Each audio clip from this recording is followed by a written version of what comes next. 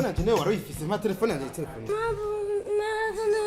filime kuri YouTube ivyambayeho nta irasohoka hafi mereza mama ariko aramarita kuri filime ivyambayeho tarasohoka kandi naravyumvise bemwe murakomeye iyo ndi umugabo mutera nibiki filime ivyambayeho yarasohotse ariko ntabwo iri kuri YouTube iri kuri Buja Pay TV. Buja Pay TV ni giki?